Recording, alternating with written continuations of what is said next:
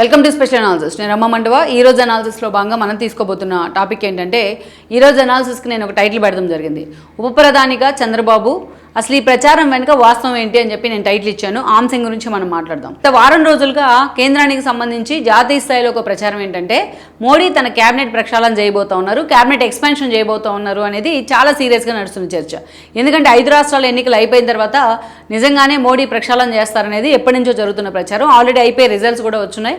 ఇంకా ఏంటంటే కొంతమంది యాస్పిరెంట్స్ ఆల్రెడీ లైన్లో ఉన్నారు కేంద్ర మంత్రి పదవుల కోసం. సో ఆ దిశగా మోడీ ఫోకస్ పెట్టబోతున్నారు అనేది అయితే ఇప్పుడు నడుస్తున్న చర్చ. అంతేకాదు, మరోవైపు చూసినట్లయితే నితీష్ ని బీహార్ ముఖ్యమంత్రి పదవి నుంచి తప్పించి ఆయనకి రాజ్యసభ ఇచ్చున్నారు.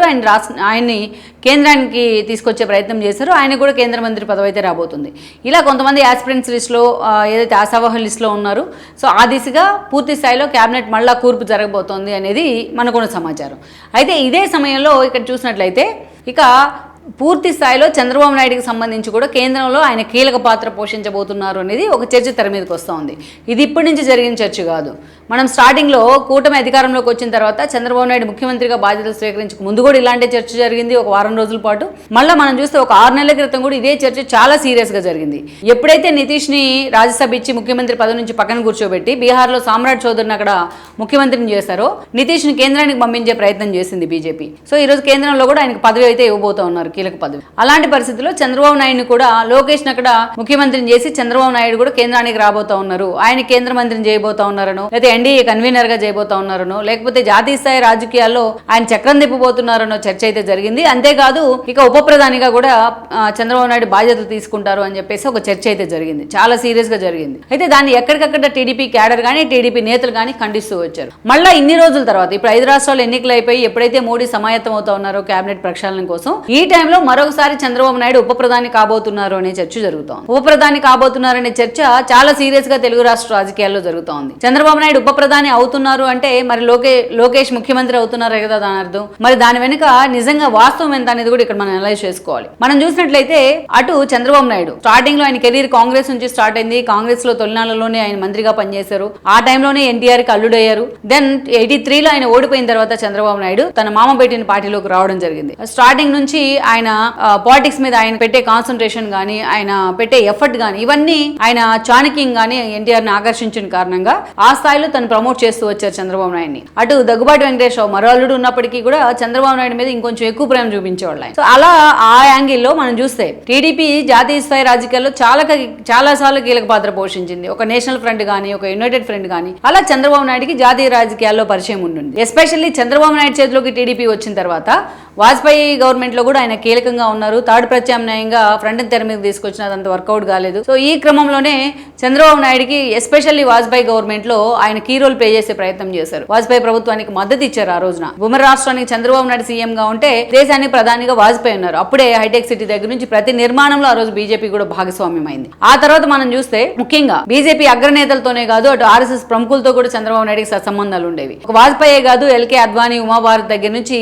అరుణ్ జైట్లీ దాకా స్టాల్ వార్డ్స్ లాంటి బీజేపీ నేతలు అందరితో కూడా చంద్రబాబు నాయుడుకి సత్సంబంధాలు ఉండేవి. ఆర్ఎస్ఎస్ నేతలు కూడా ఆయన మీద అంతే కన్సర్న్ తో ఉండేవాళ్ళు. అలా జాతీయ రాజకీయాల్లో తన అవసరం ఉంది అనుకున్నప్పుడు అదే స్థాయిలో ఆయన కీ రోల్ ప్లే చేయడం జరిగింది. సో మనం చూస్తే అబ్దుల్ కలాం దగ్గర నుంచి బాలయోగి లాంటి వాళ్ళ స్పీకర్ కావడం దాకా చాలా అంశాల్లో, దేవేగౌడ ప్రధాని దాకా చాలా అంశాల్లో చంద్రబాబు నాయుడు హ్యాండ్ ఉంది. అది ఎవ్వరూ కూడా ఇది తుడిచేయలేని చరిత్ర, ఇది చెరిపేయలేని చరిత్ర అనుకోవాలి. సో అలాంటి సందర్భం ముందు కానీ చాలా సార్లు రాజకీయాలు, దేశ రాజకీయాల గురించి మాట్లాడేటప్పుడు చంద్రబాబు నాయుడు తనకి ఎప్పుడు కూడా దేశ రాజకీయాల మీద ఆసక్తి లేదు, రాష్ట్రమే నా ప్రయారిటీ అని చెప్తా ఉండేవాళ్ళు సోఫార్. అయితే 2014 ఎన్నికల సమయంలో మోడీతో ఆయన పొత్తులు పెట్టుకుని, ఎన్డీఏతో పొత్తులు పెట్టుకుని ఎన్నికలకు వెళ్లిన సమయంలో కూడా ఇలాంటి చర్చ జరిగింది. అప్పుడు కూడా చంద్రబాబు నాయుడు ఇప్పుడు ఏపీ అనాథలాగా మిగిలింది, అప్పులు కుప్పై ఉంది, ఇది ఈ రాష్ట్రాన్ని డెవలప్ చేసుకుని అమరావతిని రాజధానిగా చేసుకుని దేశాన్ని దేశ పటంలో ఏదైతే అమరావతిని పెట్టాలి అదే నా లక్ష్యం అని చెప్తా ఉండేవాళ్ళు. ఎప్పుడు రాజకీయాల మీద, దేశ రాజకీయాల మీద సీరియస్ గా ఆయన ఫోకస్ పెట్టలేదు. అయితే మోడీతో ఆయన డిఫర్ అయినప్పుడు, విభజన హామీల వేదికగా డిఫర్ అయినప్పుడు ఇలాంటి చర్చ వచ్చినా చంద్రబాబు నాయుడు రాష్ట్ర ప్రయోజనాలే తనకు ముఖ్యమంటూ కూడా సైలెంట్ అయిపోవడం జరిగింది. సో అలాంటి పరిస్థితుల్లో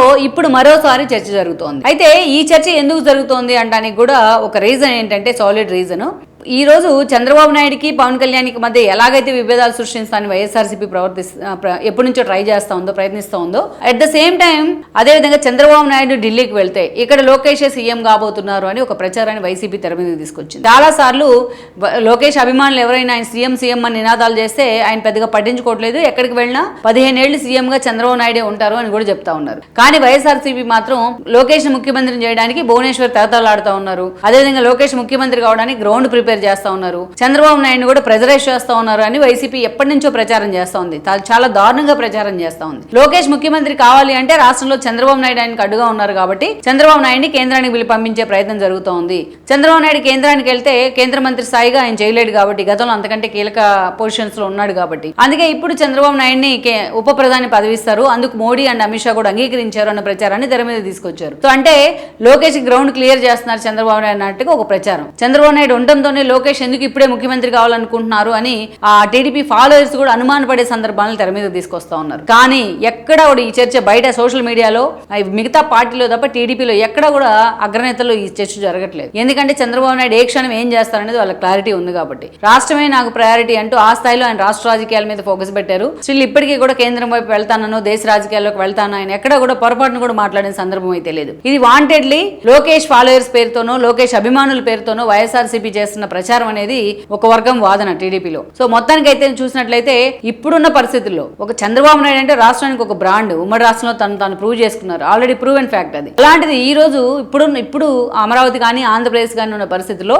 ఆయన లాంటి ఒక నేత అవసరం రాష్ట్రానికి. అందుకే చంద్రబాబు నాయుడు అంత ఈజీగా ఇప్పుడు కేంద్రానికి వెళ్తారనో మోడీ రెడ్ కార్డ్ పెట్టేసినా ఆ స్థాయిలో అటువైపు చూస్తారనో నేనైతే అనుకోవట్లేదు. సో మొత్తానికైతే ఈ ప్రచారాన్ని మనం అవాస్తవంగానే కొట్టిపడేయచ్చు అనుకోవచ్చు. ఈ వీడియో మీకు నచ్చినట్లయితే please share, like and subscribe R24 Telugu.